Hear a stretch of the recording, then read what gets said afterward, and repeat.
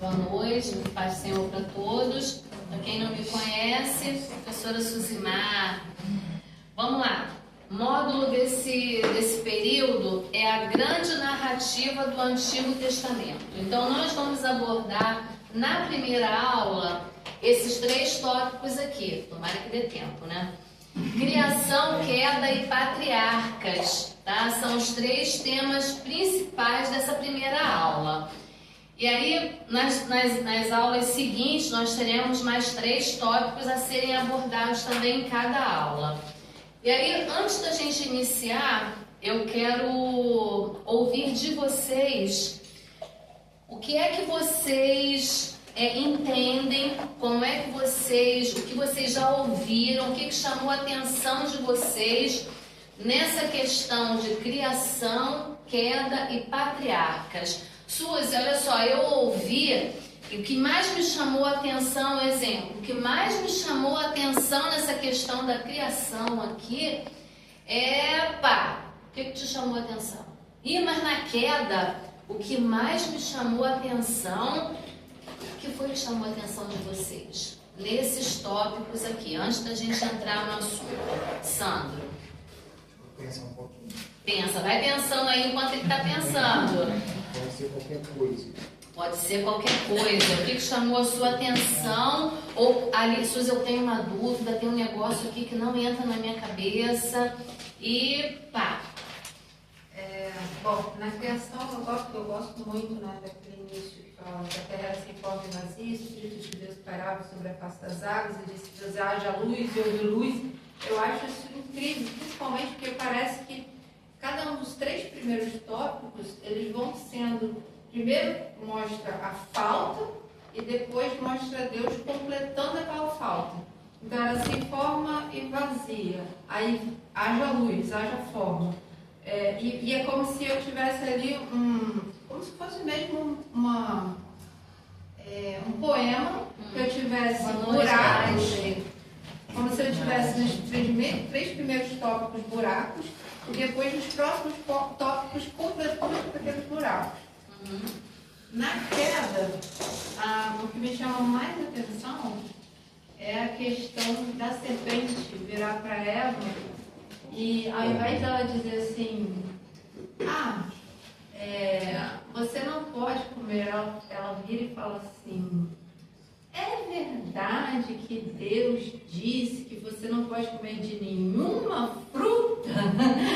E aí ela fala assim: não, Deus disse que eu não posso comer apenas daquela, senão eu morrerei. E aí você vai falar: certamente não morrerás, e certamente assim, chama muita atenção.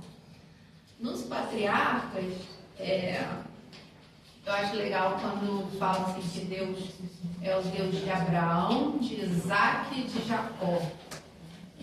Teve uma vez que eu estava no médico e o cara falou assim: pede para o seu Deus. Porque até aquele momento isso não tinha minha. Porque assim, Deus é Deus de todo mundo. Aí a pessoa falou assim: pede para o seu Deus curar meu pai. Aí me deu um monte de ficha assim, falou: caraca, Deus é Deus daqueles que permitem que ele seja o Deus deles. Como foi os patriarcas, Abraão, enfim, se você deixar eu falo muito, vai sério. Vamos lá. Quem mais? Gilson, quer falar? Não? Tranquilo? Sandro. O que me chama a atenção é a criação. No capítulo 1, o que me chama muita atenção é o versículo 26, que fala que nós somos a imagem e semelhança do Senhor. A queda, que Deus ele deu total autonomia para Adão, como provedor, para assumir uma situação que não deixasse acontecer a queda, mas permitiu. E patriarca, quando fala antes de Abraão, quando escolhe a história de vida do pai dele, Terá, quando ao mesmo tempo que ele adorava outros deuses, Deus deu uma determinação para Abraão: mete o pé, está na hora. Isso que às vezes eu fico me perguntando sobre essas 3 etapas aí. vamos lá. Seu nome? Vilma. Vilma, o que te chama a atenção nesses tópicos aqui? Já parou para pensar Na nisso? criação, eu vejo assim que Deus sempre foi muito organizado. E ele fazia tudo uma coisa, vamos dizer assim, uma coisa de cada vez, porque ele poderia criar tudo de uma vez só, né? E isso a gente traz também para a nossa vida, a gente tem que ser organizado. E quanto ao patriarca, eu ouvi muitas pregações, os pastores dizem que Abraão, ele saiu, ele era rico, ele era uma pessoa rica, ele tinha tudo que ele poderia ter na cidade dele, mas Deus veio chamar para ele sair daquela terra e uma terra que eu te mostrarei. Imagina uma pessoa levando a família inteira, os bichos todos que ele tinha, e numa terra, e vai andando que eu vou te mostrar. Isso aí é fé. É fé porque você ir para um lugar que você não sabe para onde você vai parar, é uma coisa assim muito interessante. Pastora Vanessa.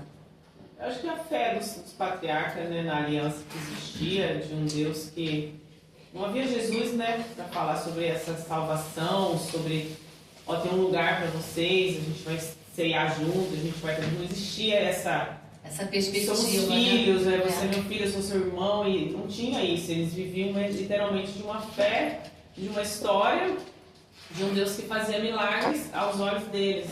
Então essa fé de, como eu disse, vai que eu vou com você, bate uma rocha, o mar vai abrir, essa coisa toda, me impressiona um pouco essa questão da fé. Vamos lá. Seu nome? Andréia. Vamos lá. O que te chama a atenção nesses pontos?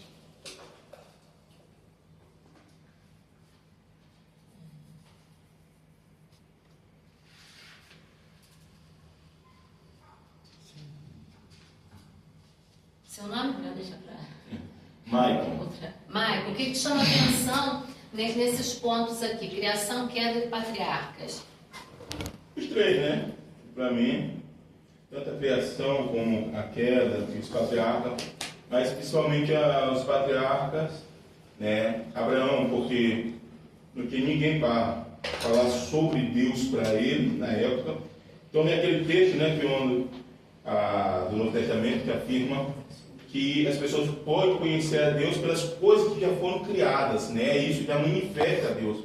Então, Abraão, vivendo no meio de um povo tão corrompido, crendo em vários deuses, né? E tendo seu pai envolvido nisso, ele resolveu não acompanhar. Ou seja, o que foi que levou Abraão, entendeu, a parar para olhar, né? Talvez para aquelas imagens dos deuses lá que o pai dele adorava e dizer assim: rapaz, isso daí não existe.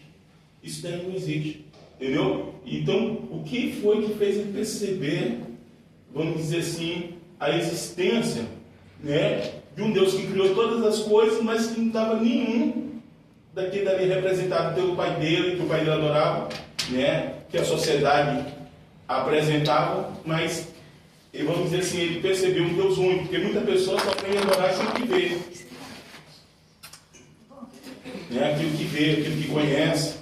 E Abraão ainda não conhecia. Agora Abraão quando Deus se apresenta para Abraão e já pedindo, né, já vamos dizer assim, já dando uma ordem para ele para obedecer. Aquele ele nunca tinha ouvido, né? Mas ele, vamos dizer assim, ele creu de uma forma tão intensa que ele tem que crer de forma intensa para obedecer. Como é que eu vou sair do bem bom, do meu aconchego, dos familiares aqui, meus parentes, meus conhecidos, conheço todo mundo, como é que eu vou sair de um lugar que eu totalmente desconheço, confiando unicamente, né, nessa voz, nesse Deus que está fazendo agora uma promessa para mim? Então, que levou para eu ter essa fé tremenda, entendeu? E que é contada para nós hoje, né? E que leva a igreja a ter esse tipo de fé. Isso aí.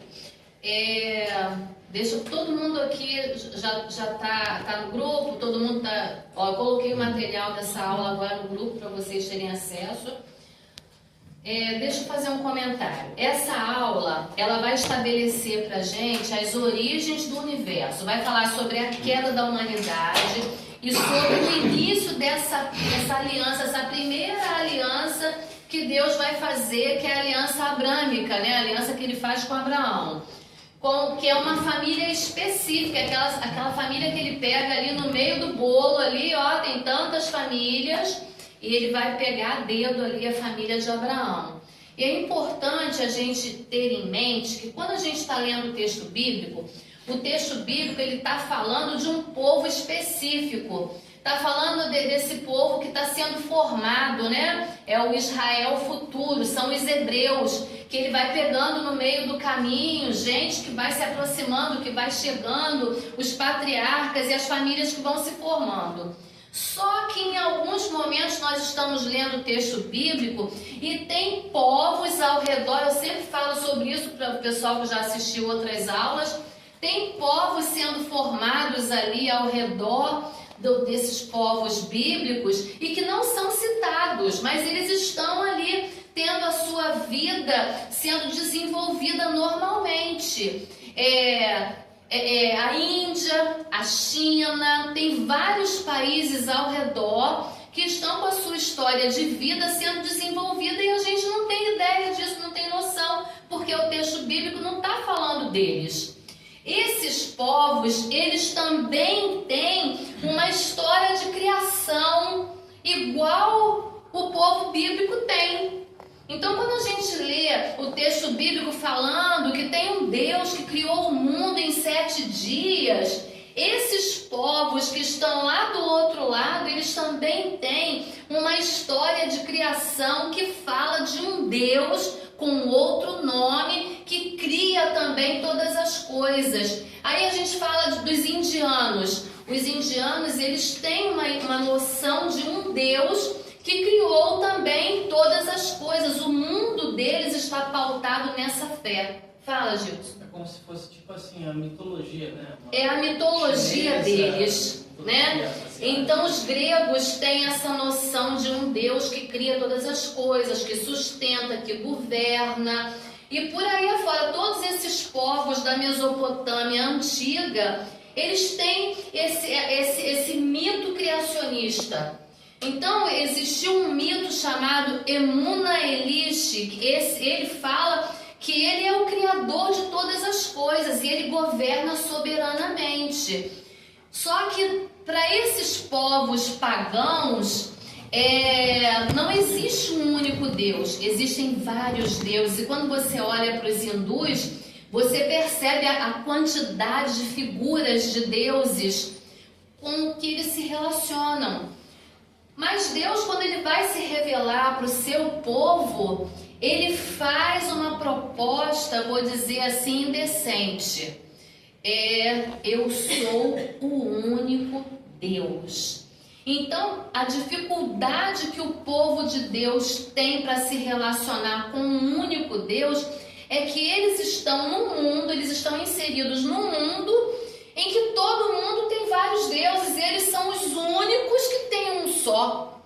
Então, para eles é muito difícil. Então, na trajetória de vida todinha deles, até o final, até entrar na terra de Canaã, até tudo se estabelecer, eles vão se deparar com muitos povos, midianitas, árabes, e muita gente ao redor deles com essa mentalidade pagã de servir a vários deuses. Então a luta deles é muito grande, principalmente no aspecto religioso, porque a religião no mundo antigo, ela estava inserida em todos os aspectos da vida, ela determinava tudo na sociedade, na economia, na política, e a gente vê isso muito claramente no Novo Testamento, como que política e religião estavam tão ligados, a ponto, né, do futuro da igreja, o futuro dos discípulos,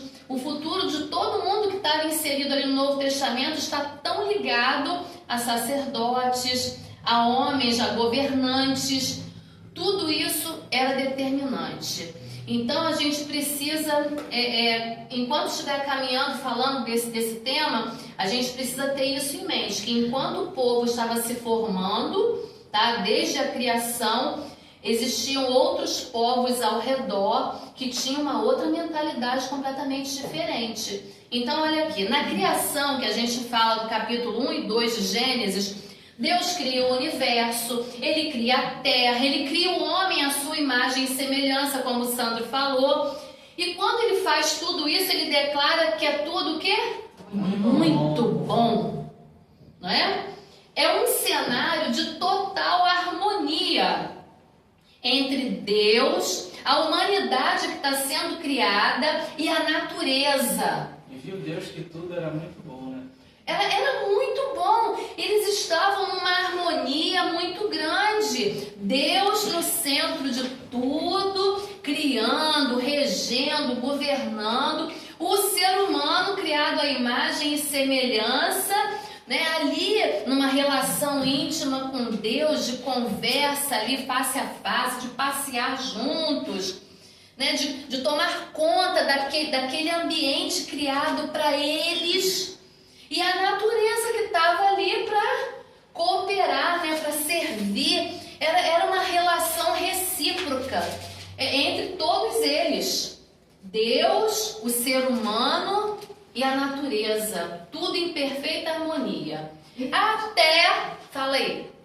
Quando fala assim, Deus criou o homem à sua imagem e semelhança, é o físico? Porque muita gente acha que é o físico. Não. A imagem e semelhança de Deus. Deus tem vários atributos que Ele compartilha com o ser humano na criação e outros não. Então a gente chama de atributos comunicáveis, aquilo que Ele compartilha com o ser humano, e atributos incomunicáveis, que são exclusivos dele. Então os comunicáveis Ele compartilha na hora que Ele cria o homem, a mulher, e coloca em nós. É a capacidade que nós temos de exteriorizar as capacidades que Deus tem, né? Como é que a gente chama? Os benefícios, né? São características exclusivas de Deus que Ele vai compartilhar com o ser humano. E a gente vai ter condições de transmitir isso através do nosso DNA e da nossa vida mesmo no dia a dia. A gente não pode dizer que Deus criou a imagem e semelhança física, porque ninguém nunca viu a Deus. Ninguém nunca viu a Deus. E esses atributos de Deus que Ele vai colocar no homem na hora da criação é como se fosse a sua digital. Ele vai criando cada um de nós e em cada um Ele vai deixando uma marca. Fala aí. Como se fosse uma identidade. Uma identidade. Professora, eu estava falando agora sobre, a senhora estava falando sobre, ao mesmo tempo que acontecendo o relato bíblico ali naquele contexto mesopotâmico, Palestina e tudo, né, falando sobre a criação dali, ao mesmo tempo em outros espaços, em outras regiões do planeta, iam acontecendo outras coisas. E aí, isso me lembrou do Fator Melquisedeque, aquele livro. Isso, Fala, muito né? bom. Muito bom. Muito bom. E ele vai falando como que Deus vai se revelando para a humanidade, né? Ao longo dos tempos. Porque a nossa noção é da nossa realidade, do nosso presente, o que está acontecendo aqui e agora. Mas ao mesmo tempo que ele está se revelando aqui e agora, ele está se revelando para outras nações, outros povos, da mesma forma. E a gente não tem essa ideia porque a gente não tem essa onipresença, né? Mas ele está se relacionando, está se revelando da mesma forma. Isso é muito bom. Então vamos lá. Isso estava tudo em perfeita harmonia até o momento da queda. Que a gente vai falar a respeito de Gênesis 3 até 11. Que vai falar que Deus cria o universo, cria a terra. Não, vai falar do momento da desobediência. A queda, ela tem início com uma desobediência, que foi o que ela falou no momento em que a serpente vai enganar Eva. A gente vai ler um pouquinho disso, a gente vai ver que a serpente, ela engana Eva. E aí o pecado entra no mundo, resultando numa separação de Deus, num sofrimento para a humanidade e na morte. A narrativa vai mostrar pra gente que a partir desse momento da queda, a partir desse instante, a humanidade vai passar por uma corrupção muito rápida, uma degradação muito rápida. Logo depois da narrativa da queda, o que vem é o relato de Caim e Abel, né, que já começa o mais absurdo possível, né, a história da morte desses dois irmãos, né, o que um faz ao outro. Logo em seguida vem a questão do dilúvio, que vai trazer não só a morte, mas também a destruição. E logo depois a Torre de Babel, que é assim o ápice. O relato da Torre de Babel é o ápice da questão do pecado. Então, tudo começou com uma desobediência. Muitas vezes a gente relata que a serpente enganou Eva. Não, ela enganou Adão diretamente também. Por quê? Porque quando você vê ali, quando a Eva vai passar a informação para Adão, entendeu? Não vamos morrer assim não, nós seremos como Deus. Adão sabia que aquilo que a Eva tinha aprendido, ela aprendeu da serpente. Mas ele resolveu o quê? Ele deu ouvido à voz da mulher. Não, ele deu ouvido à voz da serpente. Muitas vezes a gente retrata que Eva foi a primeira, que vamos dizer ali, ouviu e caiu. Mas se você for dentro das escrituras, Adão deu ouvido à voz da serpente também. Através de Eva. Entendeu? Talvez, não sei, talvez ele olhou, a Eva ainda está viva, né? Então não morreu. Ainda está viva. Essa é boa. Vamos lá. E aí logo depois a gente vai passar para a questão dos patriarcas, que é a partir de Gênesis 12 até o finalzinho 50. Que Deus vai iniciar o seu plano de redenção chamando Abraão para ser o pai de uma grande nação que através dele abençoaria toda a terra. Então essa história, ela vai seguir depois de Abraão, né? Isaac, Jacó, José, que são os principais patriarcas aí, estabelecendo esse período aqui dos patriarcas, a gente costuma chamar de pré-história de Israel.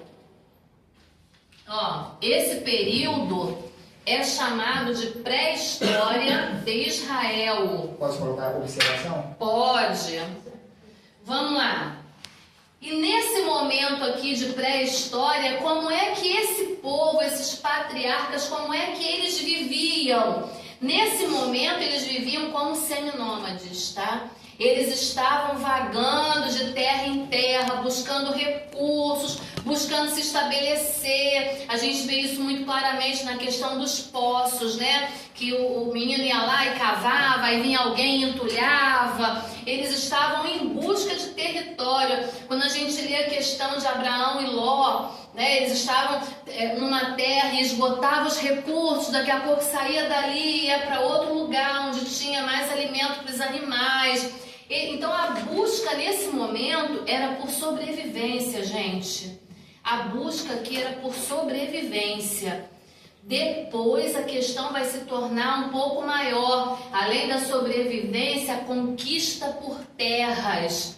E aí mais adiante a gente vai falar a respeito dessa necessidade para conquistar terras, para estabelecer um território, para formar um povo, porque, como foi falado aqui, Deus era muito organizado, né?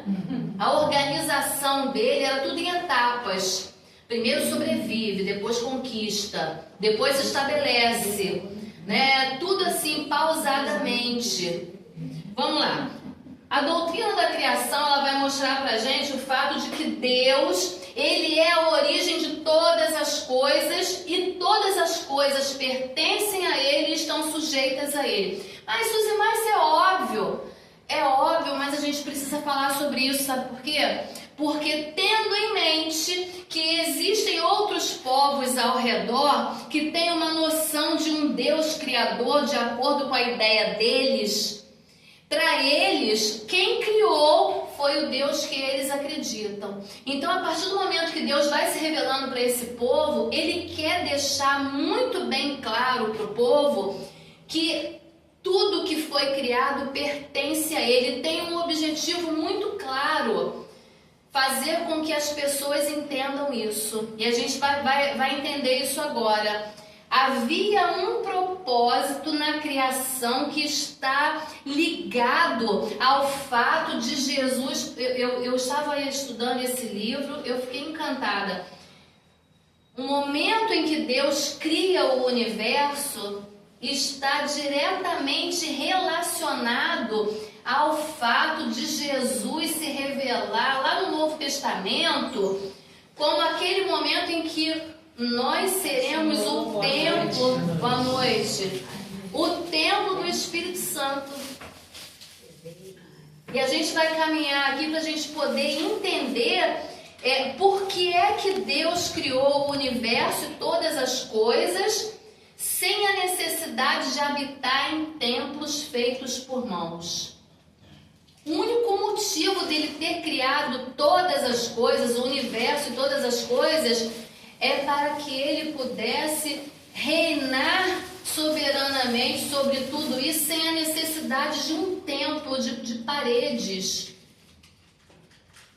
Ele não precisa disso. A criação em 7 dias estava apontando para a criação de templos feitos por mãos humanas, que no final da construção vamos consagrar esse templo e tem uma festa que acontece em 7 dias. E a última coisa que é colocada lá dentro daquele templo é a imagem do Deus a quem aquele templo é oferecido. Então, ele criou todas as coisas e no 7º dia ele descansou. Ele está consagrando aquele ambiente de criação, tudo que foi criado por ele, para a sua glória mesmo. E aí ele coloca aquele que é feito à imagem e semelhança de Deus no meio para representar que Deus está naquele lugar. Olha só isso. Vamos continuar com a aula para a gente poder entender. Olha aqui. No princípio Deus criou os céus e a terra. Diz assim o texto bíblico, não é? Gênesis 1. Olha aí.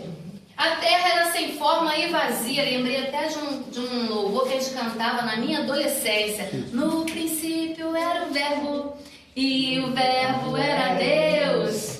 Tudo foi feito por ele. Sem ele nada se fez. Não é assim? Vamos lá.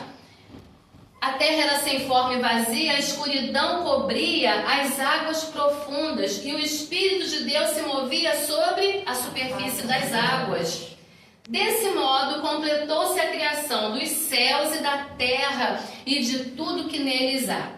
No 7º dia, Deus havia terminado sua obra de criação e descansou de todo o seu trabalho.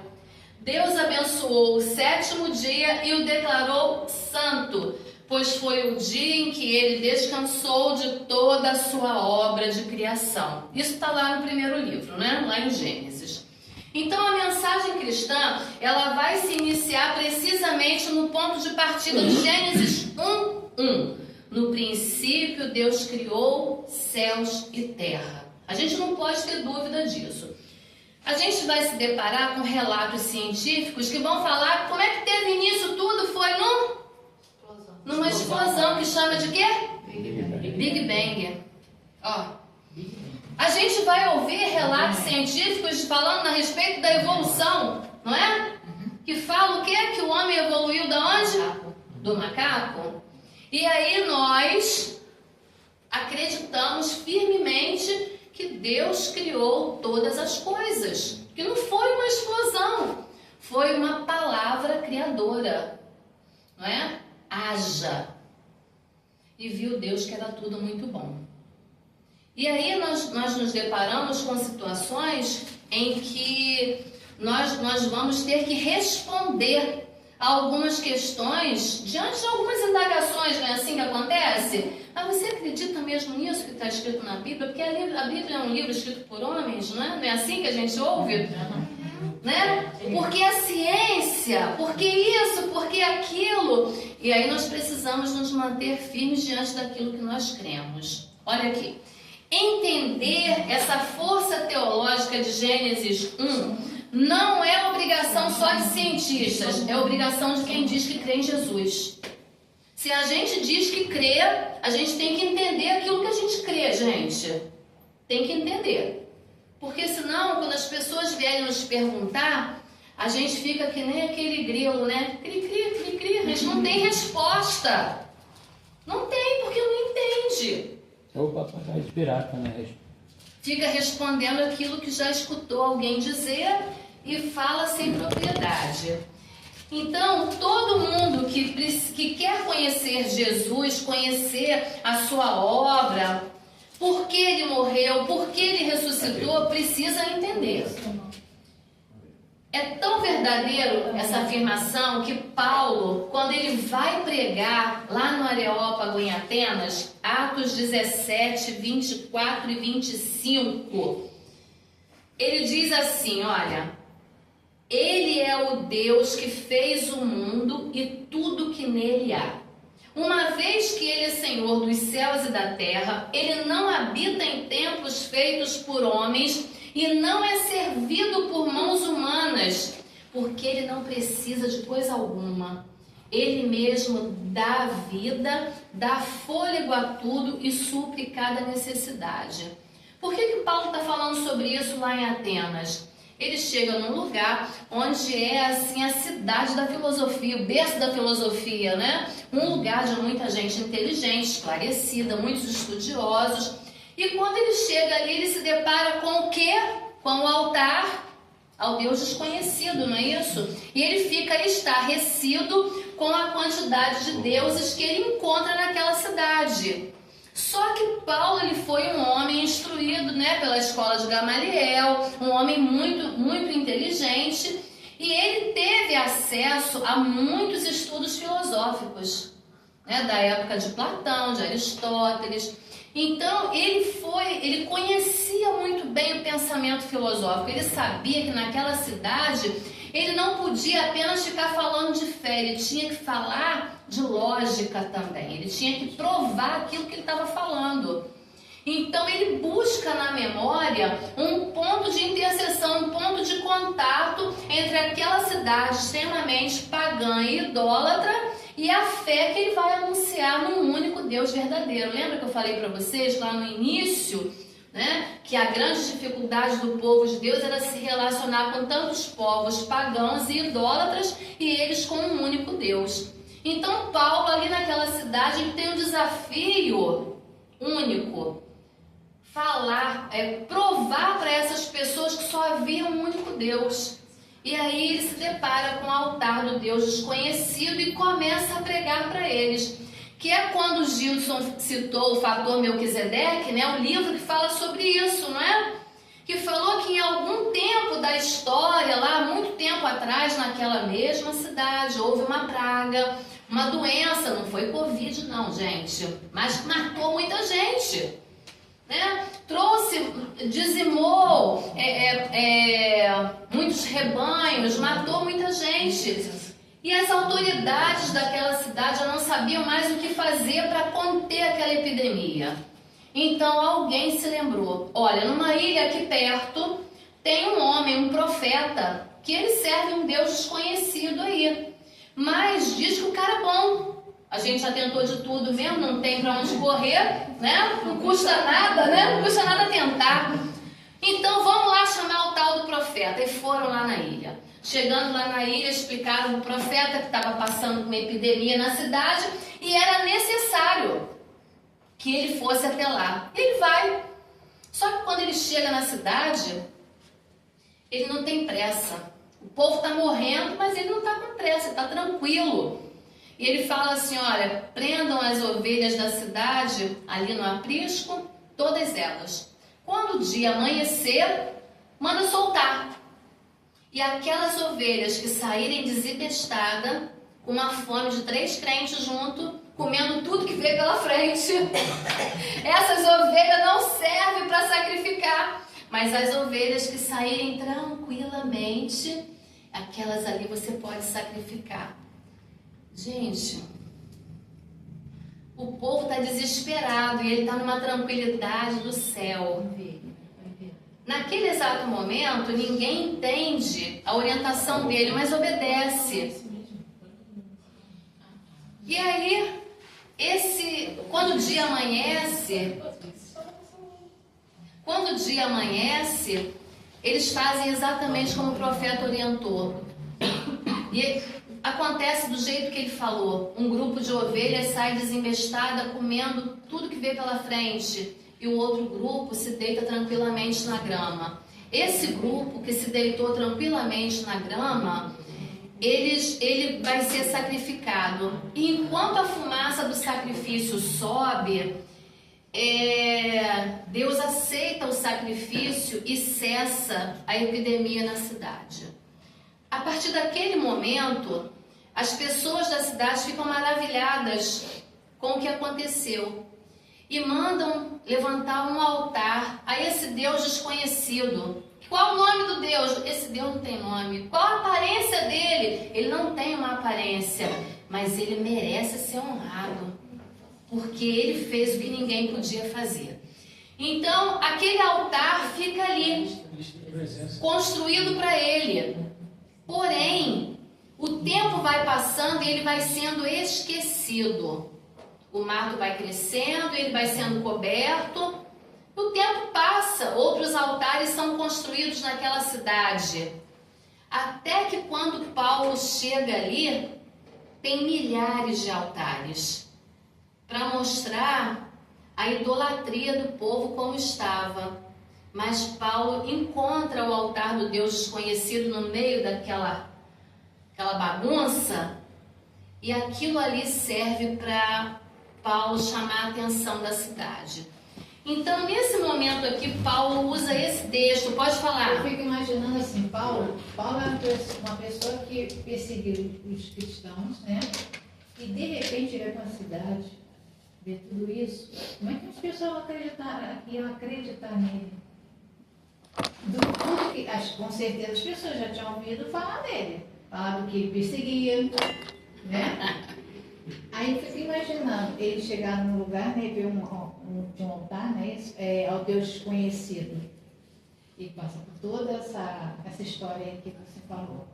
Até as pessoas meio doido. Meio doido, né? A maior dificuldade que ele teve foi ser aceito, né, na própria comunidade de fé, né? Porque a fama dele ia diante dele, né? E aí, peraí, Senhor, tem certeza que é esse cara que vai entrar, né? Ele tá dando de bonzinho pra nos pegar, pra saber que estamos escondidos. Tem uma armadilha aí pra pegar a gente no meio do caminho, na curva, não é? Aproveitador, manipulador. Não é? Não é isso?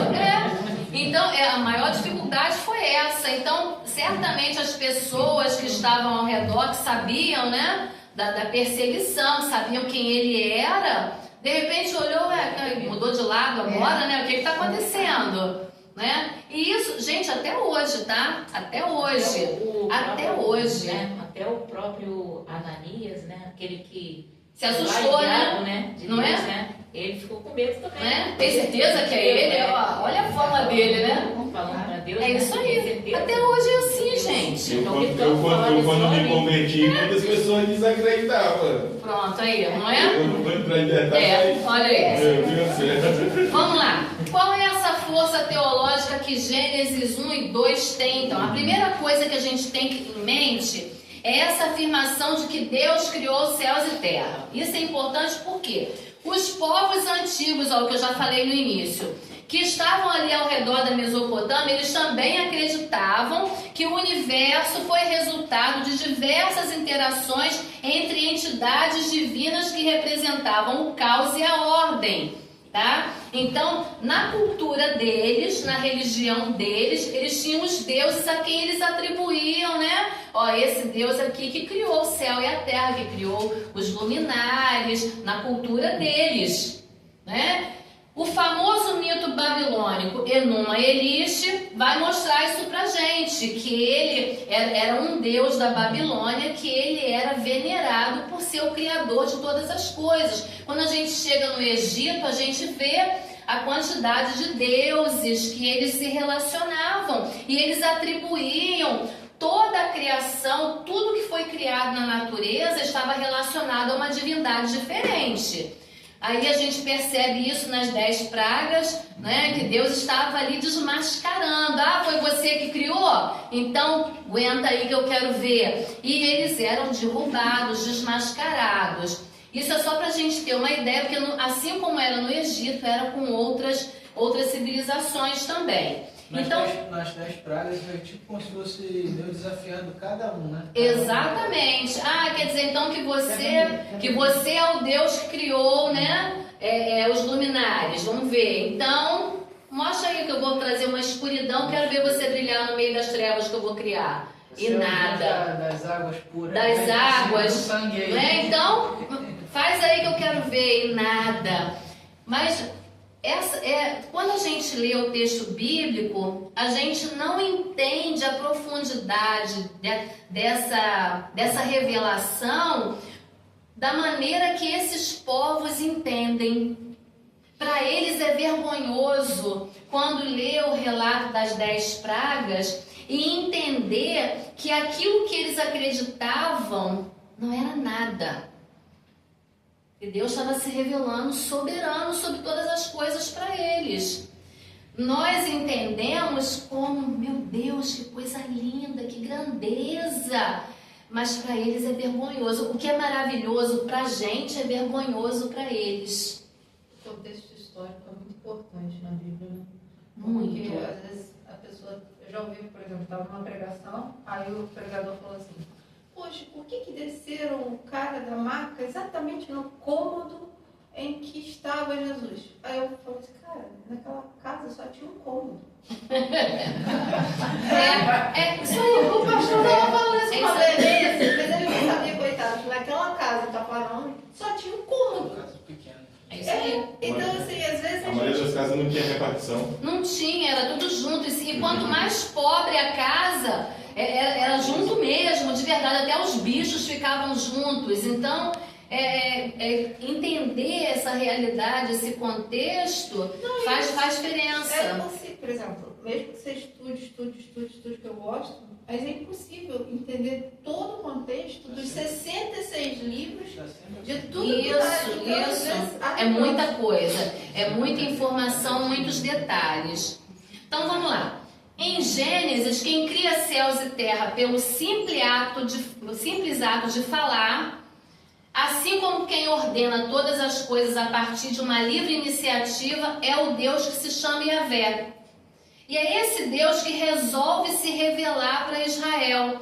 Ele que é o único criador de todas as coisas. Então Israel ele vai se formar como nação no meio dessas civilizações que tem um monte de noção diferente de quem criou.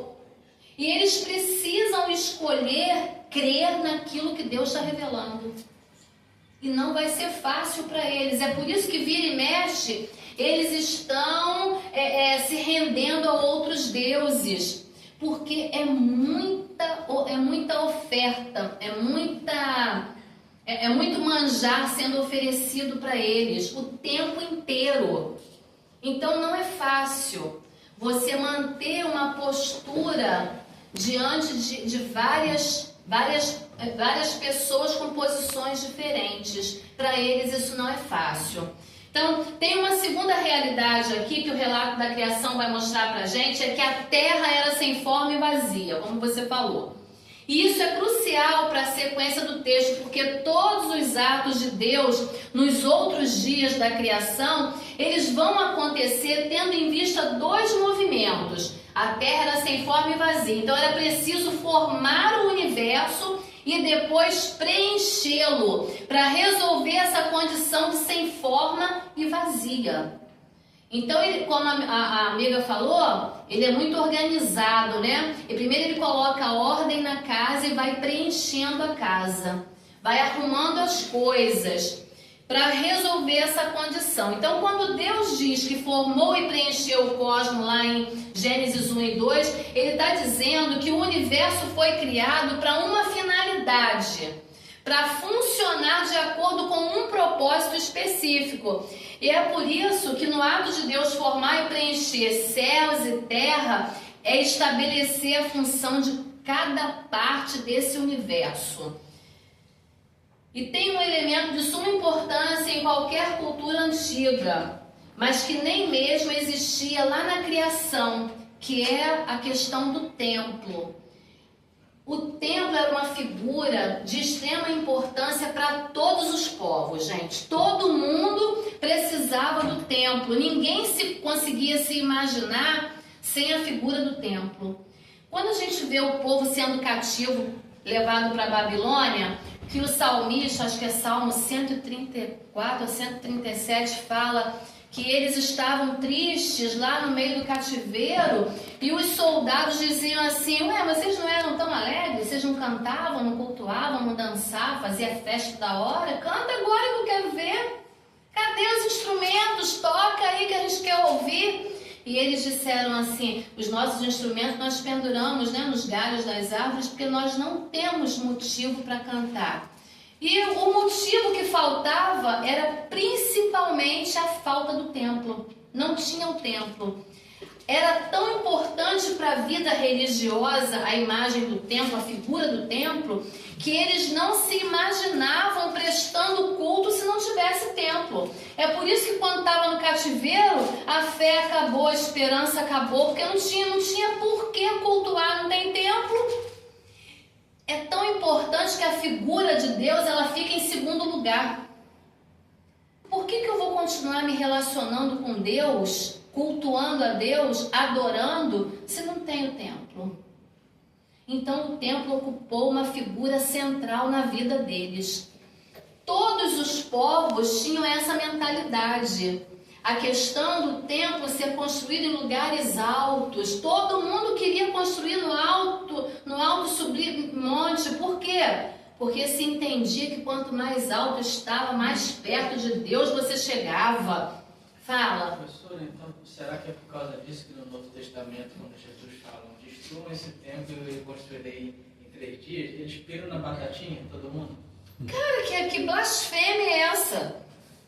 Que blasfêmia é essa que vai destruir o templo? Não vai sobrar pedra. Não vai sobrar. Era inadmissível isso. Essas coisas que Jesus falava alimentava a raiva dessa gente. Sabe? Quem é você para destruir o templo? Porque o templo era além do sagrado. O templo era a própria divindade para eles. Assim como no deserto o tabernáculo era importantíssimo, depois que eles passaram dessa fase de seminômades e eles já estavam estabelecidos e o templo tinha essa importância, né? Eles não se imaginavam cultuando fora daquele ambiente sagrado. E era também uma fonte de dinheiro. Então, até hoje, nós precisamos de lugares para cultuar. A gente precisa dos lugares para cultuar. Senão a gente não se vê como igreja. Não é assim, gente? Não tem um templo, aí a gente aluga uma casa, aluga uma sala, mas tem que ter um lugar para cultuar. Aí não tem nem o templo, não tem a casa, não tem a igreja, não tem a sala, então a gente separa uma árvore e cultua debaixo da... Tem que ter um lugar para dizer que é sagrado. E isso é em qualquer religião, tá? Se você for na macumba, ele tem que ter o terreiro para exercer lá a religião dele, o trabalho dele, e ele vai dizer que aquele lugar é sagrado. Isso, para todas as religiões, o entendimento é o mesmo. E aí, olha só, esse local que é o templo, ele vai funcionar como um ponto de interseção. É o lugar que faz a ligação entre o ser humano e Deus. Então, se não tem o templo, não tem como me comunicar com Deus. Olha só a percepção. Quer ver uma coisa? Como é que era o nome daquele general que era leproso? Naamã. Naamã vai lá falar com Eliseu, não é isso? Contrariado, vai lá, Eliseu manda ele mergulhar no rio, ele fica chateado porque, tipo assim, eu sou um cara importante, não é isso? O cara nem me recebeu, o profeta nem me recebeu, mandou recado, né? Logo, eu sou uma autoridade, eu sou um cara importante, vai lá e mergulha 7 vezes naquele rio. Quando ele olha para o rio, que o rio não era aquela água cristalina, limpinha, era um rio barrento. Deus que me livre que eu vou entrar nessa água, nada, essa água suja, que lá onde eu moro, na minha terra, tem rio limpo, melhor do que esse daqui. E aí, assim como Deus usou aquela serva, aquela menina, né, para mexer com ele, gerar fé dentro dele, Deus usa agora um empregado, um servo também, um soldado, para falar: Senhor, a gente já está aqui, não vamos perder a viagem, né? Se o Senhor pedisse alguma coisa difícil, se o Senhor pedisse alguma coisa difícil, se Deus pedisse, não é? Você ia fazer por causa da condição. Então que gerar uma coisa fácil. Uma coisa à toa, faz, a gente já está aqui, aproveita. E aí ele cede, né? E ele vai lá e mergulha.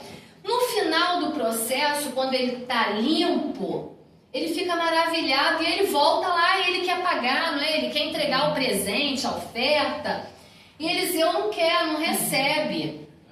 Aí entra outro personagem. Aí entra outro personagem na história. Ai, Jesus. Mas para dizer pra gente que no final de tudo, ele fala assim: me permita levar um pouco dessa, se a gente continuar lendo o texto, me permita levar um pouco dessa terra daqui, para quando eu chegar lá, na minha terra, eu ter como adorar esse Deus. Por quê? Por causa da noção do sagrado. Até hoje o povo de Israel tem aquele Não é? a ver como santo.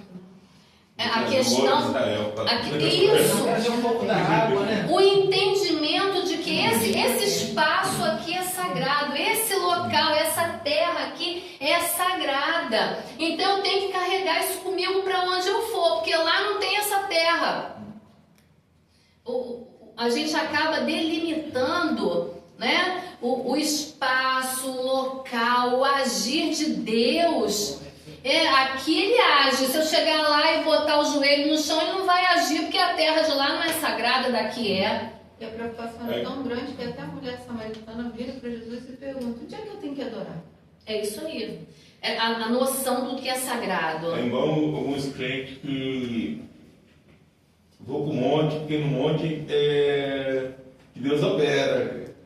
Jesus entra no teu quarto, papai vai te responder. E às vezes ele fala com você dentro do ônibus, fala no banheiro, fala em qualquer lugar. Eu considero assim, se eu for pro monte, eu considero assim, por exemplo, se eu orar com mais intensidade aqui em casa, eu vou incomodar os vizinhos, incomodar alguém, o pessoal. No monte eu vou ter um pouco mais de privacidade. Então eu estou procurando um lugar para ter mais privacidade para mim poder, vamos dizer, eu entendi que a gente quer extravagar na oração, orar mesmo mais intensamente. É isso aí. Entendeu? Mas na casa não, hoje em dia é mais particular. Lá no slide 6, a gente está falando a respeito da questão do templo, né? Que funcionava como esse ponto de ligação entre Deus e o homem. Embora lá na criação, aqui no relato de Gênesis 1 e 2, não tinha nada relacionado ao templo. Tá falando de templo aqui? Não tá. Assim, gente. Porque tudo que ele criou era o espaço onde ele... Era o templo. Toda a criação, toda a natureza... É o templo. Ele não criou todas as coisas com essa mentalidade que nós temos, que ele criou a natureza para o homem cultivar. Não, ele criou o templo. Tudo que ele criou é onde ele está, onde ele habitava, ele passeava, é o ambiente de culto dele. Como se a própria natureza, a criação, tudo, assim, o universo é o templo. É o templo. Agora, uma curiosidade, eu estava pensando, até foi um amigo meu que me suscitou essa dica. Assim, não precisa responder não, só fica refletindo. Aí eu fiquei, caramba, como é que eu vou arrumar essa resposta agora? Já parou para ver o relato bíblico? Deus criou o céu e a terra, Deus criou os luminares, Deus criou os animais, Deus criou todas as coisas. Mas de onde veio a água? Ele fez separação. Ele fez separação. Mas a água não existia, né? Ele fez separação entre as águas de cima e as águas de baixo, porque eles acreditavam que aquilo, tanto que no dilúvio saía água de baixo. A visão judaica da época é que tudo era água e o firmamento entrou no meio. E aí que está a questão da sem forma. A delimitação é a questão da terra. É como se a terra entrasse delimitando o que era para cima E o que era para baixo. Mas Então tudo era água, para eles tudo era água.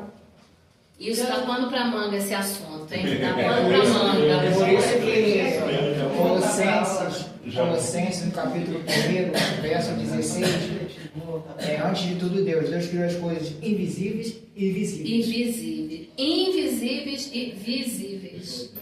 Olha aqui, embora não houvesse templo aqui nessa citação, o relato diz pra gente que no 7º dia Deus descansou. Não diz?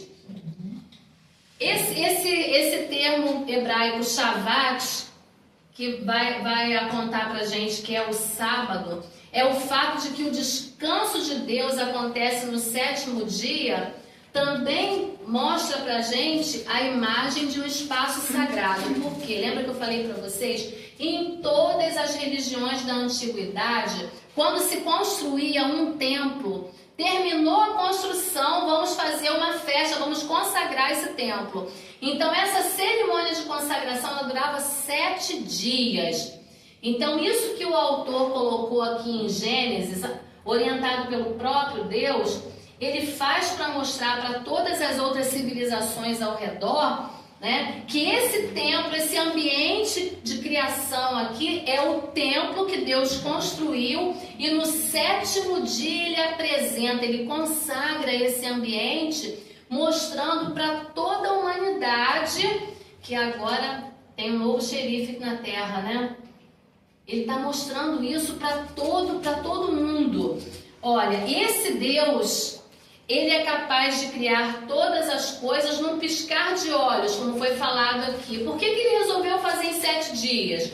Justamente para mostrar isso, que esse ambiente que ele criou é o templo onde ele governa soberanamente. Olha isso. Ao afirmar que o universo foi criado em 7 dias, esse autor de Gênesis, ele quer mostrar para os povos pagãos que esse Deus não somente ele criou todas as coisas, mas tudo que ele criou é o seu espaço sagrado. Então essa ideia de que nós temos de um ambiente específico para o culto, para Deus, o universo inteiro é o espaço de culto. Por causa dessa mentalidade de que a gente precisa ter um ambiente para cultuar. Ele cria todo o universo, todo lugar é ambiente de culto. Isso pra gente é difícil da gente acompanhar. É difícil, principalmente para esses povos que estavam ao redor, que se relacionavam com vários deuses. Eles não conseguem entender isso. Como assim a gente pode cultuar em qualquer lugar, como a mulher samaritana? Aonde que eu tenho que cultuar? Aonde fica essa dúvida? E aí quando Jesus chega, quando Jesus entra em cena, Jesus vai dizer que agora o templo é o quê? Somos nós. A gente precisa voltar a esse pensamento, a esse entendimento de que o ambiente de culto é em qualquer lugar. O culto, o meu pastor ele costuma dizer assim, o culto ele não tem fim. O culto é o tempo inteiro, você entra na sua prática de vida, no seu dia a dia, nos seus relacionamentos. A gente encerra uma reunião, começa outra, mas o culto ele não termina. O culto não tem fim. Na espírito e verdade. Não é isso? O culto ele não termina. E onde você estiver, você está cultuando. Tá? Então vamos lá. Então Gênesis 1 e 2 ele vai afirmar que Deus criou todas as coisas, deu forma para o universo, preencheu o vazio e no final ele descansa nesse universo sem a necessidade de um templo. A presença de Deus ela estava livre, ela estava acessível, a gente vê como ele se relaciona com Adão ali no paraíso, não é isso? Livremente, sem restrições. Visto que o próprio cosmos ele foi desenhado para ser o espaço da habitação de Deus. Quando ele dá forma e preenche a terra, que antes estava sem forma e vazia, ele estava construindo um santuário para si. E o que vem depois disso é o descanso no 7º dia, que mostra que o trabalho foi finalizado e que agora é preciso colocar a imagem de Deus no centro desse templo. A última coisa que se colocava no templo após a sua consagração era a imagem do Deus a quem ele era consagrado. E quem é que foi criado a imagem e semelhança desse Deus? O homem. Por isso ele estava ali no meio da criação, no meio do jardim, para representar esse Deus a quem ele é criado imagem e semelhança. Então, na realidade, a gente costuma falar que o homem ele foi criado para administrar, para gerenciar. Não é? O homem é o mordomo da criação, ele está ali para... Até o Cláudio Duarte brinca quando ele fala a respeito dessa questão, ele fala que Adão estava lá no paraíso dando nome para os bichos, não é assim que ele fala? Né? Ele fala de uma forma muito engraçada, mas Adão ele não estava ali apenas para gerenciar, né? Ele estava ali para representar Deus. Abraão, ele não foi escolhido apenas para fazer uma aliança, ele foi escolhido para representar Deus. E todas as outras alianças que foram feitas para representar Deus. A igreja de Jesus na terra está aqui para quê? Para representar Deus. Então, quando nós saímos, nós vamos evangelizar. Vamos evangelizar, vamos lá. Tendo em mente que nós temos que representar Deus. Representar. Isso é muito sério, gente. Isso é muito sério, porque não pode ser do nosso jeito, no nosso tempo. A Bíblia chama a igreja de embaixadores do Deus vivo, né? Então são embaixadores. O embaixador é o quê? Ele representa, não é isso? Ele representa e tem que ser com excelência. Aí entra Filipenses capítulo 2, a partir tanto do versículo 3 até o 5, que fala da metanoia, mente de Cristo. Se eu fosse representar a Cristo, então eu tenho que falar como Cristo, se comunicar com Cristo, evangelizar com Cristo. Se não tiver essa percepção, nada de bom. Difícil, não é? Terceiro ponto. No processo de consagração do templo, como eu falei para vocês aqui, ele coloca o homem no centro, é aquele que é o portador da imagem do Criador. Então a humanidade toda ela é criada para adorar a Deus e para representar esse Deus Criador, mantendo todo esse universo como um espaço de culto. Então, quando nós nos relacionamos com o próximo, é culto.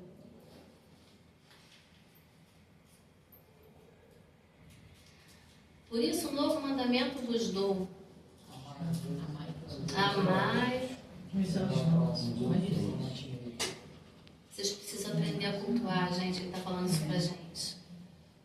Vocês estão preocupados com o templo, com a sinagoga, mas o culto acontece no relacionamento assim, um com o outro. Porque a mulher encurvada, ela entra e sai da sinagoga por 18 anos e ninguém percebeu que ela estava encurvada, ninguém se preocupou. A mulher do fluxo de sangue estava sangrando há 12 anos e ninguém estava preocupado com aquilo ali. Nem o templo, nem o sacerdote, nem a sinagoga. A filha de Jairo morre e todo mundo só sabe mandar ele parar de incomodar o mestre. O cego no meio do caminho grita: filho de Davi, tem misericórdia de mim. Fica, para de incomodar o mestre. Porque o culto se tornou mais importante no templo e na sinagoga do que nos relacionamentos. E isso foi o que o pecado fez, a queda fez isso com a gente. Fez a gente perder esse olhar para o próximo e olhar para coisas. Por isso que Jesus fala nas parábolas da ovelha perdida, da dracma perdida, do filho pródigo. Jesus está esfregando isso na cara dos fariseus, está dizendo assim: como é que vocês conseguem se alegrar quando coisas são encontradas e não conseguem celebrar quando pessoas são redimidas? Porque a gente faz festa porque encontrou uma dracma, por causa do valor. A gente faz festa porque encontrou a ovelha, por causa do valor. Mas a gente não se alegra quando um filho volta para casa. Tanto é que no final de cada parábola ele fala: há muito mais festa no céu quando um pecador se arrepende do que uma dracma, do que uma ovelha, do que seja o que for. Porque tudo isso está apontando para o culto. O verdadeiro culto é entre pessoas. E a gente tá valorizando o ambiente do templo, o ambiente que tem que ser gostoso. Claro que tem, gente, tem que ser. Você gosta muito de chegar na igreja num calor de 40 graus e o ar tá ligado, claro. A gente vive num país tropical, mas a gente gosta de uma cadeira confortável, gosta, a nossa coluna agradece. Não é? Não é? Mas a gente precisa também entender que o culto ele acontece nas esquinas, quando você vai buscar o perdido, né? Quando você vai lá atrás, estende a mão para o drogado, para o cara que já perdeu a esperança, que não tem mais expectativa. É ali que o culto acontece. Colorias. É ali que o culto acontece. Porque de repente as pessoas estão entrando há 18 anos encurvadas num ambiente religioso que a gente acha que é sagrado e não tem transformação de vida, não tem cura, não tem libertação. Porque a gente acha que o sagrado está ali e o sagrado está lá fora. E se a pessoa entra e sai porque ela está procurando? Está procurando. E o texto da mulher encurvada diz o seguinte, que ela entra, né, e naquele dia ele estava.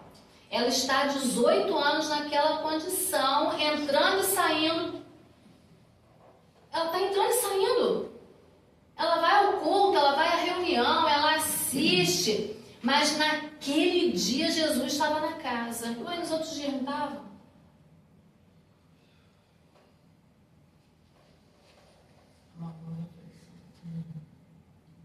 E é interessante porque a gente sempre terceiriza aos outros. A gente nunca traz a responsabilidade para nós. Porque o Senhor não chamou uma pessoa específica, o Senhor chamou todos nós. Então a gente, pastor, vai lá, prega lá, se vira. Eu não, estou ocupado. E você pode pregar no seu trabalho. Você pode pregar saindo no ônibus. Não é? Na sua vida. Pois é, na sua vida. E a gente fica terceirizando. Mas eu não tenho. Você tem o Espírito Santo dentro de você. É isso aí. A própria autoridade, o Deus vivo está dentro de você. O que te falta é fé e posicionamento, né? É isso aí. Olha, o Jardim do Éden, ele aponta para a humanidade cuidando da criação e desfrutando de um relacionamento livre com Deus. Quando ele diz assim, lá em Gênesis 1:27, toda a humanidade, o homem e a mulher, eles foram criados com essa identidade e esse propósito. É adorar o tempo todo, é cultuar o tempo todo. Não é só cuidar da criação. A queda, qual o horário que está aí, gente? 8h40 já, vai lá. Vocês querem ir direto? Quer dar uma pausa para água, banheiro, alguma coisa? Não, direto? Que aí a gente encerra mais cedo. Olha, a gente viu que a queda ela tem início com a desconfiança, a ruptura do relacionamento e a morte. Então, o caos, a serpente, ela era muito astuta. Diz o texto que ela era a mais astuta de todos os animais selvagens que Deus havia criado. Não é isso que o texto diz? Certa vez, a serpente perguntou para a mulher assim: Deus realmente disse que vocês não devem comer do fruto das árvores do jardim? Aí Eva respondeu: podemos comer do fruto das árvores do jardim. É só do fruto da árvore que está no meio do jardim que não podemos comer. Deus disse assim: não comam e nem sequer toquem no fruto daquela árvore, porque se vocês fizerem, vocês morrerão. É claro que vocês não morrerão, não é? Certamente que não morrerão. A serpente disse isso para Eva. Deus sabe que no momento que vocês comerem do fruto, seus olhos se abrirão. E como Deus, vocês conhecerão o bem e o mal. Então a mulher viu que a árvore era linda e o seu fruto parecia delicioso. Então ela desejou a sabedoria que o fruto lhe daria. Então ela tomou do fruto, comeu, depois deu ao marido que estava com ela e também comeu. Olha só. Naquela época, então, a cobra falava. A serpente. E a fruta era uma maçã. Então, fala, mas Eu já ouvi falar que o fruto era um caqui. Aí quando a gente apresenta para as crianças na escola bíblica, eles falam que é uma maçã, né? Pois é, já pensou se fosse uma jaca? Mas o bicho falava. Pode ser. Naquela época. Pode ser a menina da cobra, mas falava. A serpente, ela representava o mal. Sim. Então ela poderia ser qualquer animal, entendeu? Ela poderia ser qualquer animal. Sim. Era uma representação. Assim a gente vai falar aqui, assim como a árvore, em todas as civilizações e dentro de todas as religiões, a árvore ela era um símbolo da vida. Já viram aí essas medalhinhas que o pessoal usa com uma árvore dentro? É símbolo de vida. Fala aí. Eu acredito que tanto Adão como Eva, eu acredito que poderia entender os animais. E eu acredito que talvez teve um bloqueio assim que pecaram. Entendeu? Porque Eva, você vê que no texto bíblico, Eva não ficou surpresa porque a serpente falou. Falou com ela. Entendeu? Então é como se fosse ali. Entendeu? Então Os bichos falavam. eu acredito que ela entendia. Não é? Mas eu entendo muito dessa forma. Eu entendo que a serpente é aquela que fica na nossa cabeça assim, fura o sinal. O sinal tá amarelo? É. Fure. Ninguém vai falar nada. Deixa de ser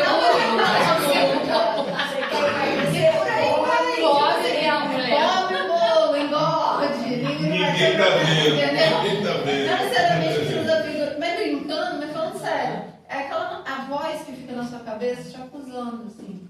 Olha, você não é bom o suficiente. Olha, vai acontecer isso. Olha, sei lá, seu filho vai fazer alguma coisa de errado. Olha, tudo que aquilo que traz opressão, que traz morte para dentro da gente, que traz dúvida, que traz confusão. A Bíblia fala que Deus não é Deus de confusão. Todas essas vozes são assim. E quando fala que é serpente, Deus fala assim, que a partir daquele momento, não sei se eu falo certo, você vai rastejar. E aí? Olha aí. Que bicho rastejando? Que bicho é esse? Alguns eu acredito que a serpente tinha perna, né?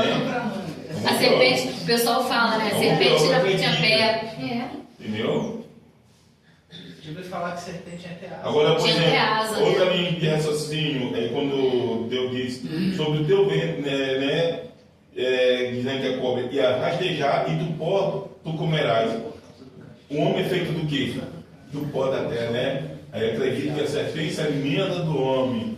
Entendeu? Nesse ponto. Eu acredito que talvez se alimenta do pecado do homem. Eu acredito que o pecado é a espécie do alimento de mil. Para ela. Vamos voltar aqui. Olha só. Deus colocou o homem no jardim do Éden para cultivá-lo e tomar conta dele. Então, se o homem tinha que cultivar, tinha que organizar tudo aquilo que estava ali, cuidar de tudo aquilo, era uma espécie de trabalho, não era? Era um trabalho. Então, a gente ouve, às vezes, as pessoas falando assim, por causa do pecado, o homem foi obrigado a trabalhar. Ele foi obrigado a trabalhar penosamente. Mas ele já trabalhava. Não, já veio Adão trabalhando, colocando os nomes nos animais. Já botava, pois é, então. Ele já estava ali trabalhando, ele já estava naquele ambiente trabalhando. Ou seja, foi prudente. o que vem é o cansaço e a fadiga depois do pecado. Fala, amiga. Não tem nada a ver com o assunto, mas estou vendo aqui que as pessoas que estão online, ninguém está conseguindo entrar. Mas não está Não tá online, não. Não tá online, não. Não tá online, não. Eu tava Não tá online, atrasada, não. quitei. Não tá online, não. A aula está sendo gravada e aí depois eu vou colocar no grupo a aula gravada, tá? Não tá online, não. Olha, então esse trabalho, a questão aqui não é trabalhar ou não trabalhar, não, a questão é que esse trabalho que Adão realizava, que a humanidade realizava ali dentro do Jardim do Éden, ele tinha que ser realizado com Deus no centro, Deus como referência. Tudo que fosse feito ali, tudo que acontecesse ali dentro, Deus tinha que ser o centro de tudo. Mas a partir do momento em que o pecado entra, já não é mais Deus no centro, é quem está no centro? É o homem. É o homem. E aí perde o referencial de Deus. Não somente a humanidade precisava de Deus para cumprir a sua vocação, mas a ordem do universo, a liberdade, tudo dependiam de Deus continuar ali no meio daquele ambiente de culto, para que houvesse um relacionamento saudável entre eles. Mas quando o pecado entra em cena, o relacionamento do homem com Deus sofre uma quebra, o relacionamento do homem com o próximo sofre uma quebra, e o relacionamento do homem com toda a criação sofre uma quebra. Então, a partir desse momento, homem nenhum tem condição de restaurar nada a não ser Jesus. Jesus, quando ele cumpre o seu ministério, quando ele se entrega na cruz, ele faz isso para restaurar todas as coisas. Ele faz isso para o véu se rasgar e a gente ter acesso novamente ao Pai. Ó, o primeiro ponto, né? Ele restaura o relacionamento do homem com Deus, quando o véu se rasga. Ele deixa o mandamento de que você tem que amar o próximo como a si mesmo, para restaurar o relacionamento que tinha se perdido com o próximo. E ele nos convida agora a sermos representantes dele, onde nós estivermos, para restaurar o quê? Todas as coisas, toda a criação. Não sei se é na carta de uma das cartas de Paulo que fala que a criação aguarda ansiosamente pela revelação, né? Aguarda e geme ansiosamente pela restauração de todas as coisas. Eu lembro disso e lembro voltando mais um pouco, quando Jesus fala, né? Os pardais, eles não trabalham, nem semeiam, nem Os podem. lírios do campo. E que o Pai do Céu alimenta e cuida de todos eles, né? Dos pardais, fazendo referência à natureza, os lírios, os pardais, que dirá a voz, né? Exatamente. Exatamente. Mas lá dentro do Éden, não havia essa preocupação com o que comer, com o que beber, porque ele sempre cuidou. E ele continua cuidando. Só que o pecado roubou de nós esse descanso em Deus. Então a gente não consegue imaginar, né, que se eu ficar tranquilão na minha, Deus vai prover todas as coisas. A gente não imagina isso. Eu imagino Adão, por exemplo, imagina Adão com essa pele aqui. Eu não imagino com essa pele aqui que morre, perece, não. Imagino, porque a morte só passou depois que eles pecaram, né? Quanto tempo Adão viveu ali até chegar a essa queda, né? Então eu imagino um corpo ali mortal, praticamente quase não conseguia ser, e essa fome, igual hoje. A gente está aqui na aula, está pensando o que eu vou comer quando chegar em casa.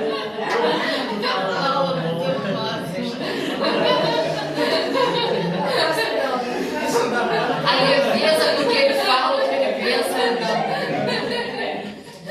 Vamos lá. Olha aqui. Gênesis 2 vai descrever a tarefa de Adão e Eva para uma atitude correta que eles deveriam ter com relação às árvores, né? Ó, a árvore da vida e a árvore do conhecimento do bem e do mal. No mundo antigo, tá?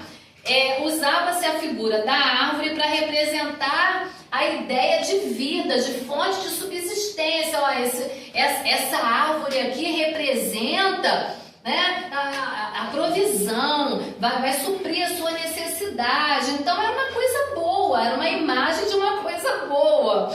No imaginário conceitual de Gênesis, comer do fruto da árvore simbolizava o quê? Viver daquele fruto e se tornar parte dele. A partir do momento que eu me alimento disso, eu me torno parte. É por isso que quando a gente vai para João e ele fala da videira verdadeira, que uma vez você enxertado na videira, você se torna o que? Parte dela. Porque você se alimenta daquilo que ela produz e você começa a produzir aquilo que ela produz. Ele está falando disso. Gênesis e João estão muito ligados. Ele está falando desse conceito da árvore da vida, que uma vez que você se alimenta dele, você se torna parte. Tá? Então, eu quero fazer um estudo disso daqui profundo, gente, porque o negócio é bom. Esse negócio é bom. Olha aqui. Então, quando Deus disponibiliza as duas árvores lá no meio do Éden, ele propõe para Adão e para Eva duas maneiras distintas de viver. As duas árvores representam dois modos de existir no mundo. A árvore da vida é a vocação para a qual nós fomos criados e chamados. Tá? Viver de acordo com a vontade de Deus. Viver para a glória de Deus. A árvore da vida. E toda a humanidade, todo mundo foi criado para depender totalmente de Deus. Viver em comunhão eterna com Ele. Daí o nome dessa árvore, a árvore da vida.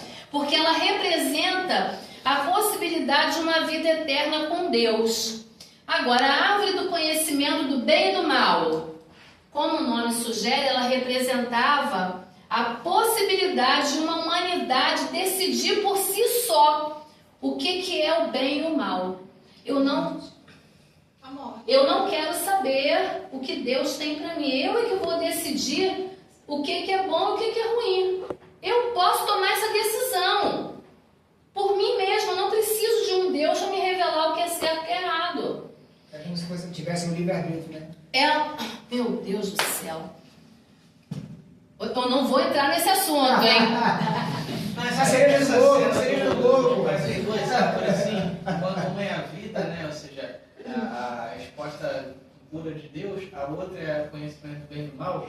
É como se a pessoa que comeu dela falasse, igual aqueles adolescentes assim, fala pro pai e pra mãe, eu já sou dono do meu nariz, Deixa eu fazer as minhas próprias escolhas. Um dia eu ouvi isso do meu filho. Isso. Mãe, deixa eu fazer minhas escolhas. Se eu quebrar a cara, eu quebrei. Quebra feio. Deixa eu fazer. Você já fez as suas, agora deixa eu fazer a minha. Então, dois. Então vai. Fazer o quê? Na parte da queda aí de Adão, outra coisa que eu concordo que ele conheceu o bem e o mal. O bem eu acho que Adão já conhecia. Só faltava ele conhecer o mal. Né? Curioso você? Olha aqui. Essa árvore, ela representa uma vida autônoma, né? Longe da vontade de Deus, é a minha vontade. Então é por isso que o resultado de comer dessa árvore é nada mais, nada menos do que o quê? A morte. Se você comer desse fruto, com certeza morrerá. Comer do fruto dessa árvore significa tirar Deus de tudo, da equação, do projeto, tira Deus da jogada, tá? Rejeita o caráter de Deus, rejeita Deus como referência, e aí a consequência é a morte. Expulso do jardim, expulso do local de adoração. O culto que não tem fim, teve fim naquele dia. Quando eu decido que eu quero fazer do meu jeito e que não é a vontade de Deus, aí eu encerro o culto.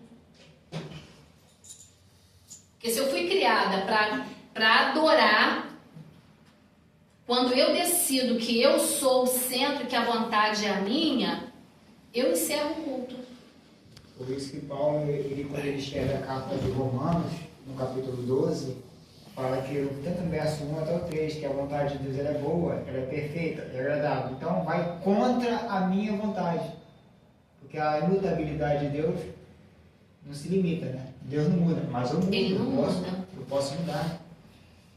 E mudo. Eu mudo muito. É isso aí. Se apresentem como um sacrifício, né? Vivo e agradável a Deus. Agradável a Deus. Esse é o nosso culto nacional. Ou seja, falando do culto mais uma vez, né? É isso aí. Olha aqui. Se Deus desejava tanto permanecer eternamente junto da humanidade, por que Ele colocou essa possibilidade ali diante da humanidade? A possibilidade de escolha, a possibilidade de recusa, de rejeição. Por que Ele fez isso? Se Ele desejava tanto, né, que nós vivêssemos um culto diário, uma adoração, numa vida eterna, numa proximidade, num relacionamento, por que Ele deixou essa possibilidade? Vamos dizer assim, uma brecha. Pra mim, eu tenho um pensamento assim, Fala, por exemplo. meu Deus, até medo de ouvir. Vamos lá, Deus não criou ninguém como um robô, criou até que nem os anjos. Por quê? Porque o diabo começa a enganar essa parte dos anjos nos céus, então você vê ali um livre-arbítrio, ou seja, direito de escolha, ele começa a enganar, e tem anjo que vai aceitando, porque até os anjos, eu acredito que tinha livre-arbítrio, direito de escolha. Então Deus não criou ninguém, vamos dizer assim, de forma robótica. Então você vê que Satanás consegue enganar os anjos, vem para a terra, consegue enganar os homens, entendeu? Então, eu acho que Deus não quer ninguém inanimado, igual um brinquedo, um robô que você controla com um controle remoto. Mas é isso aí. Olha, Deus ele fez a humanidade capaz de amar, de obedecer. Nos criou livres para adorar e para decidir. Nós somos livres, sempre fomos. E é essa liberdade, que é nessa liberdade que a gente às vezes se perde. Aí a imagem e semelhança. Deus ele se irava, Deus amava, Deus tinha ciúme, Deus era livre e nós somos tudo isso. Essa é a passagem de Jó retrata muito a adoração, né? É isso aí. É isso mesmo. Olha, ele quando ele nos deu essa liberdade, ele assumiu os riscos, ele assumiu todos os riscos de amar de verdade. Eu te amo tanto que eu te deixo livre. Você escolhe o que você quer fazer. Ele assumiu todos os riscos. Mas amar, ele pressupõe a liberdade. É isso aí. Porque ninguém consegue amar obrigado. É isso aí. Eu te amo, obrigado por... Você sufoca a pessoa, você mata o amor. Então ele nos criou para sermos livres mesmo. É nessa liberdade em que ele não está preso a quatro paredes, nós também não estamos nesse relacionamento presos. Então ele nos deixa livres o tempo todo. O diabo também não estava, né? Então olha aqui, por que é que ele coloca uma árvore proibida no meio do jardim? Na verdade eu tenho para mim que assim, o diabo já tinha caído antes do jardim. Sim. Porque a serpente já estava lá, né? Então, por isso que deforma a terra, né? Por isso que a terra, se Deus faz tudo, por que ele veio restaurar a terra? Então o irmão ali falou que na verdade o bem, Adão já existia, já conhecia, eu concordo com ele. O que faltava ele conhecer era o mal que já existia, porque o diabo já tinha caído. Isso. Então essa árvore nada mais é do que a figura do mal. E aí Deus vira para ele e fala assim, olha, quando você fizer o mal, certamente morrerás.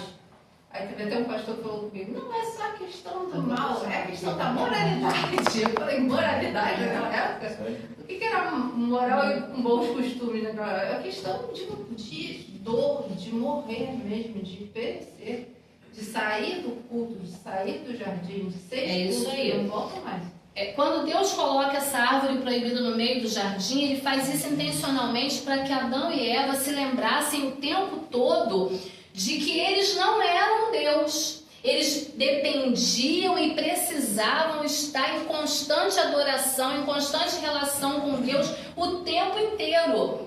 Ele os deixa livres, mas para se lembrar também de que quem foi que criou todas as coisas, quem foi que colocou vocês aqui. Esse ambiente, esse lugar, esse relacionamento era para ser algo majestoso, algo que a gente não quer perder de jeito nenhum. Deus não estava querendo forjar o seu caráter? Aí também, nesse relacionamento com Deus, nesse dia a dia, desses encontros no final da tarde, Deus estava forjando eles, a identidade deles. Experimentar esse fruto fazia com que essa identidade que estava sendo formada, né, forjada ali naqueles encontros, fosse deformado. A gente acaba perdendo a noção de quem a gente é por causa do pecado. Um dia eu e Carlos estávamos passando na Rocinha. Foi Rocinha? Na Suburbana.